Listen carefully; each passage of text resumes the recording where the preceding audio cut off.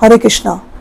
मैं स्वागत करती हूँ आप सभी का आपके अपने YouTube चैनल साधना प्रीति देवी दासी में, और मैं हूँ आपकी दासी साधना प्रीति।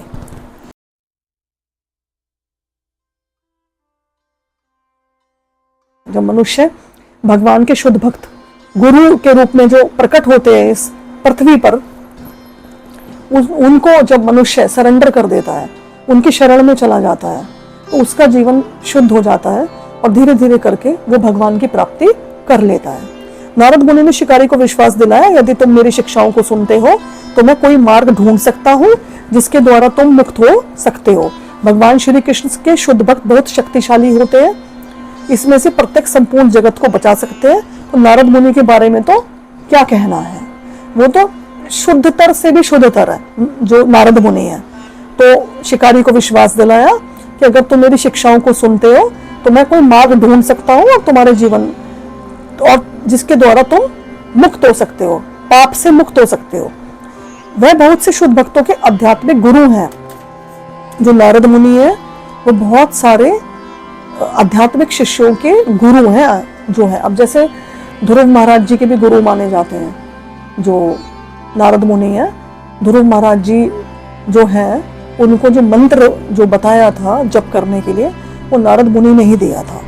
यदि कोई उनकी शिक्षाओं का पालन करता है तो वह कितनी भी मात्रा के पापों से मुक्त हो जाता है, ऐसा होता है। तो अगर कोई नारद मुनि के शिक्षाओं का पालन करे तो वो कितनी भी पाप किसी ने क्यों ना करे हो तो वो जो है शुद्ध हो जाएगा।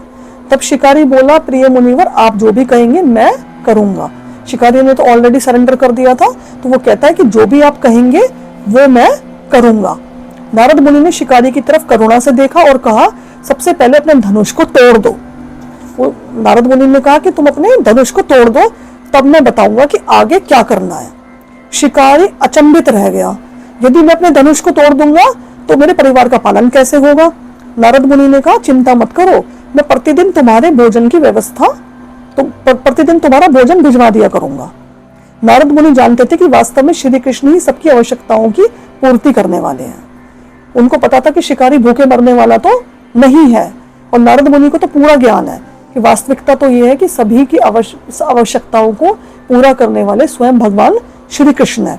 शिकारी वास्तव में अपने धनुष द्वारा नहीं बल्कि श्री कृष्ण द्वारा पाला जा रहा था, ऐसा था। शिकारी को धनुष तोड़ने से कष्ट नहीं भोगना पड़ेगा। नारद मुनि को ये सारी बातें अच्छे से पता थी कि उसको शिकारी को कोई कष्ट नहीं भोगना पड़ेगा यदि वो धनुष को तोड़ देता है। और नारद मुनि को यह भी पता था कि जो उसके परिवार का पालन पोषण है और शिकारी का पालन पोषण है वो धनुष के द्वारा नहीं हो रहा, बल्कि उसका जो पालन पोषण है वो भगवान श्री कृष्ण स्वयं कर रहे हैं। इसी प्रकार से जो हमारा जो पालन पोषण है या जो हमारी आवश्यकताओं की पूर्ति है वो खाली हमारी जॉब के माध्यम से या हमारे बिजनेस के माध्यम से नहीं होती है, वो भगवान की कृपा से ही होती है। हमारी सभी आवश्यकताओं की पूर्ति, ऐसा होता है। इसमें कोई संदेह नहीं था कि श्री कृष्ण उसके भोजन की आपूर्ति करेंगे, क्योंकि वह श्री कृष्ण के शुद्ध भक्त के आदेश का पालन कर रहा था। तो ऐसा होता है जब हम सरेंडर कर देते हैं, अपने गुरु को की शरण में चले जाते हैं और गुरु का कहना मानते हैं, तो भगवान श्री कृष्ण की कृपा तो हमें प्राप्त होती ही होती है। श्री कृष्ण हमारी सभी आवश्यकताओं की पूर्ति करते ही करते हैं, क्योंकि भगवान स्वयं प्रसन्न हो जाते हैं। इस प्रकार शिकारी ने नारद मुनि के वचनों में विश्वास के साथ अपने गुरु के प्रथम आदेश का पालन करते हुए धनुष को तोड़ दिया। वह अगले आदेश की प्रतीक्षा में नारद मुनि के चरण कमलों में दंडवत गिर गया। नारद मुनि ने झुककर उससे उठाया और कहा, अब घर जाओ और जो कुछ भी तुम्हारे पास है ब्राह्मण पुरोहितों को दान कर दो। नारद मुनि ने उसको बोला कि जो भी तुम्हारे घर में है, धनुष तो उसने तोड़ ही दिया था। तो नारद मुनि ने कहा, अब तुम घर जाओ, जो कुछ भी तुम्हारे पास है वो दान कर दो स्वयं। उसके बाद मात्र पहने हुए वस्त्रों को लेकर घर छोड़ दो। नारद मुनि ने कहा, उसके बाद मात्र पहने हुए वस्त्रों को लेकर घर छोड़ दो, अपने घर को छोड़ दो, और वस्त्र भी मत लो, बस यही वाले वस्त्र पहन के जाओ जो तुम्हारे पास है। नदी के किनारे जाओ और एक कुटिया बनाओ। घर के सामने एक उच्च स्थान पर तुलसी का एक पौधा उगाओ। प्रतिदिन उस पवित्र तुलसी के पौधे की परिक्रमा करो। जल आदि वस्तुओं से उनकी सेवा करो तथा निरंतर हरे कृष्ण महामंत्र का कीर्तन व जप करो। हरे कृष्ण महामंत्र के कीर्तन करने के लिए बोला, जप करने के लिए बोला। और हरे कृष्ण महामंत्र है हरे कृष्ण कृष्ण कृष्ण हरे हरे, हरे राम राम राम हरे हरे। मैं तुम दोनों को प्रतिदिन पर्याप्त भोजन भेजूंगा। तुम दोनों से मतलब कि तुम्हें और तुम्हारी धर्मपत्नी को मैं पर्याप्त भोजन भिजवाता रहूंगा। तुम लोगों को जितनी आवश्यकता हो उतना खाद्य पदार्थ ले सकते हो। तत्पश्चात नारद मुनि 3 अधमरे जानवरों के पास गए और उन्हें अच्छा कर दिया। 3 जो जानवर थे, एक हिरण था, एक खरगोश था, एक जंगली सूअर था, वो अधमरे थे। तो उनको फिर नारद मुनि ने एकदम अच्छा कर दिया अपनी दिव्य शक्ति से। वे सब जानवर उठ खड़े हुए तथा तेजी से भाग गए। जब शिकारी ने देखा तो वो चकित रह गया। ये सब देख के बड़ा हैरान हो गया कि ये जानवर तो अधमरे हैं और इनको नारद मुनि ने बिल्कुल ठीक कर दिया है। और नारद मुनि को श्रद्धा पूर्वक दंडवत प्रणाम किया। नारद मुनि प्रयाग के लिए चल दिए, क्योंकि रास्ते में था ना जंगल। नारद मुनि प्रयागराज जा रहे थे, जहाँ पे संगम होता है गंगा यमुना और सरस्वती का। तो रास्ते में जंगल पड़ा तो ये सब लीला हुई और उसके बाद वो प्रयाग के लिए वापस चले गए। तो शिकारी उनकी आज्ञा का पालन करने के लिए घर वापस आ गया। उसने सारी आज्ञा का पालन किया। शिकारी पूर्णतया बदल गया। ये समाचार पूरे गांव में फैल गई। वह श्री कृष्ण का वैष्णव भक्त संत हो गया। वो एक वैष्णव बन गया और वो एक संत बन गया। लोग ये सुनकर बड़े प्रसन्न हुए। भारतीय संस्कृति का एक हिस्सा ये है कि संत महात्माओं का पालन पोषण लोगों द्वारा होता है, अतः लोग उसको फल फूल, शाक सब्जी, अन्न दूध जैसे उपहार लाने लगे। जब वो कुटिया में रहने लगा, अपने गुरु की आज्ञा का उसने पालन किया, तो उसका जीवन पूर्णतः शुद्ध हो गया। और फिर जो है भारत भूमि में संतों को तो पूजा जाता है और संतों की टेक केयर की जाती है। तो फिर शाक सब्जी, फल फूल, अन्न वगैरह जो लोग थे वो उस शिकारी के लिए, वो पहले शिकारी था मतलब मरगारी था, बाद में वो संत बन गया, तो उसके लिए ये सब लेके आने लगे। एक दिन में 10 या 20 लोगों के लिए खाद्य पदार्थ आ जाता था। मतलब पहले तो वो चिंता कर रहा था कि मैं अपना पालन पोषण कैसे करूंगा, लेकिन जब वो भगवान की भक्ति में लीन हो गया तो भगवान ने स्वयं उसकी रक्षा करी और भगवान स्वयं उसका ध्यान रख रहे थे। किंतु शिकारी व उसकी पत्नी उतना ही स्वीकार करते थे जितना वे खा सकते थे और बाकी बांट देते थे। तो जैसे 10-20 लोगों का खाना आ रहा था, भोजन आ रहा था, तो वो उतना ही स्वीकार करते थे डेली बेसिस पे जितने की उनकी आवश्यकता होती थी, और बाकी का जो भोजन था वो और लोगों में बांट देते थे। इस प्रकार हरे कृष्ण महामंत्र का जप, कीर्तन तथा दूसरी भक्तिमय गतिविधियों में उनके दिन व्यतीत होने लगे। तो आज की जो कहानी है वो यहीं पर ओवर हो रही है। और बाद में इसमें यह भी दिया हुआ है कि एक दिन नारद मुनि के मित्र पर्वत मुनि ने नारद मुनि से उनको उनके शिष्य मरगारी के पास ले जाने के लिए कहा। नारद मुनि के मित्र थे पर्वत मुनि, तो उन्होंने बोला कि मेरे को मरगारी के पास ले जाओ। अतः वह दोनों उसे देखने गए। पर्वत मुनि और जो नारद मुनि है वो मरगारी से मिलने के लिए गए। जैसे ही मरगारी ने नारद मुनि को देखा, वह उनसे मिलने के लिए दौड़ा। एक शिष्य के लिए महानतम आनंद होता है अपने आध्यात्मिक गुरु का दर्शन करना। तो वो बहुत ही प्रफुल्लित हुआ अपने आध्यात्मिक गुरु का दर्शन करके। मतलब जो उनके गुरु है नारद मुनि, उनका दर्शन किया था मरगारी ने, तो वो बहुत ही खुश हुआ। वह ऋषियों के निकट आया। वह भूमि पर गिरकर उनको प्रणाम करना चाहता था, किंतु उसने जमीन पर रेंगती हुई चींटियों की कतार को देखा। कुछ चींटियां उसके पैर के आसपास भाग रही थी।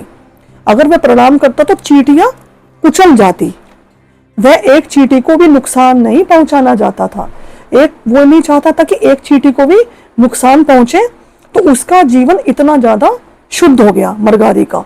स्थान को स्वच्छ करने के बाद वह अपने आध्यात्मिक गुरु के सामने दंडवत प्रणाम करने के लिए गिर पड़ा। मतलब पहले वो दंडवत प्रणाम भी नहीं कर पा रहा था क्योंकि नीचे चींटियों की कतार थी। और पहले तो वो एक शिकारी हुआ करता था, उसको मजा आता था, जीव हत्या करने में उसको बहुत अच्छा लगता था, अधमरा करके छोड़ देता था वो जानवरों को। लेकिन जब उसने चींटियों की कतार देखी तो वो दंडवत प्रणाम करने में भी कतरा रहा था। उसको लग रहा था कि उसके द्वारा एक भी चींटी कहीं मर ना जाए। इतना उसका जो हृदय इतना बदल गया था और इतना वो करुणा से भर गया था। शिष्य का यह कर्तव्य है कि जब भी वे अपने आध्यात्मिक गुरु को देखे तो उन्हें दंडवत प्रणाम करे, जैसे कि मरगारी ने अपने गुरु को किया। पर्वत मुनि ने अपने मित्र नारद जी को की ओर देखा और कहा क्या ये वही क्रूर शिकारी है जिसका आप मुझसे वर्णन कर रहे थे? ये पूर्ण रूप से बदल गया है। वह जमीन पर तुच्छ चींटियों को भी कष्ट देना नहीं सहन कर सकता है। नारद मुनि ने कहा, मुझे अधिक आश्चर्य नहीं है, क्योंकि ये हरे कृष्ण महामंत्र के जप की शक्ति है। हरे कृष्ण महामंत्र को जपने वाला व्यक्ति समस्त अच्छी आदतें विकसित कर लेता है और एक सज्जन व्यक्ति बन जाता है। वह कभी भी दूसरों को कष्ट देने की इच्छा नहीं करता। तब मरगारी ने अपने घर के प्रांगण में दोनों महान मुनियों का स्वागत किया। प्रेम व भक्ति के साथ उसने दोनों मुनियों के लिए चटाई का आसन तथा पानी लेकर आया।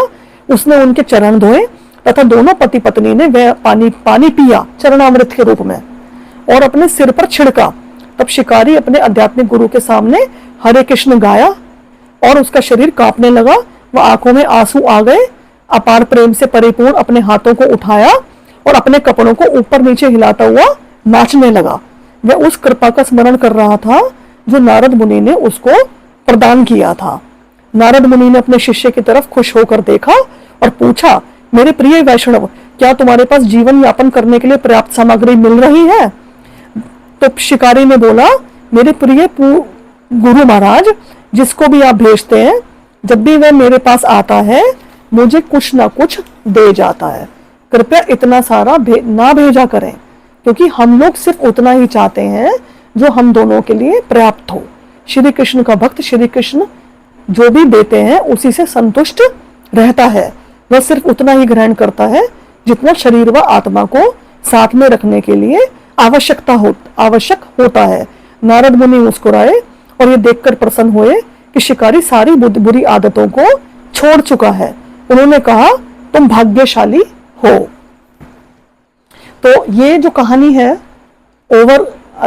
समाप्त कर रही हूं मैं इस कहानी को। और बहुत ही सुंदर कहानी है नारद मुनि और मरगारी की, जिसमें हमने देखा कि खूंखार शिकारी जिसका नाम मरगारी था, उस एक शुद्ध भक्त की संगति से कैसे वो बिल्कुल बदल गया। वो आने वाले टाइम में जब वो चेंज हो गया, वो ये चाहता था कि उसके पैर से या हाथ से एक चींटी भी ना मर जाए, और वो बहुत ही बदल गया। तो ये शक्ति है हरे कृष्ण महामंत्र के जप में। नारद मुनि ने पर्वत मुनि से कहा था एंड में, स्टोरी के एंड में, कि मुझे आश्चर्य नहीं है कि ये कैसे बदल गया। ये तो होता ही है, अगर कोई हरे कृष्ण महामंत्र का जप करने लगता है तो उसके जीवन में बदलाव तो निश्चित रूप से आता ही आता है। उसका हृदय में धीरे धीरे करके अच्छी आदतें अपने आप ही आ जाती है। तो हरे कृष्ण महामंत्र का हमें निरंतर जप करते रहना है। और हरे कृष्ण महामंत्र क्या है? हर इस कलयुग में हरे कृष्ण महामंत्र है, हरे कृष्ण कृष्ण कृष्ण हरे हरे, हरे राम राम राम हरे हरे। इस महामंत्र का जो जप है वो हमें निरंतर करना है। इससे हम अपने जीवन को, अपने हृदय को, अपने मन को हम शुद्ध कर सकते हैं और हम आनंद की अनुभूति कर सकते हैं। तो आज की जो क्लास है वो यहीं पर मैं समाप्त कर रही हूँ। अगर आपको ये कहानी पसंद आई तो आप वीडियो को लाइक करें और चैनल को सब्सक्राइब करें और वीडियो को शेयर करें। ऐसे ही आप हमसे जुड़े रहें और इसमें आगे भी श्रील प्रभुपाद जी की बुक्स का हम अध्ययन करेंगे आगे की क्लासेस में। तो हरे कृष्णा।